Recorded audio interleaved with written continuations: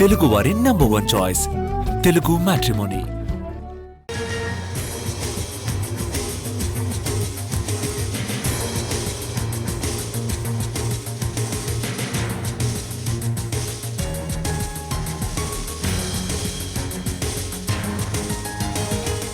చేవెళ్ల మాజీ ఎంపీ రంజిత్ ఇంట్లో 25 గంటలుగా ఐటీ సోదాలు కొనసాగుతూనే ఉన్నాయి.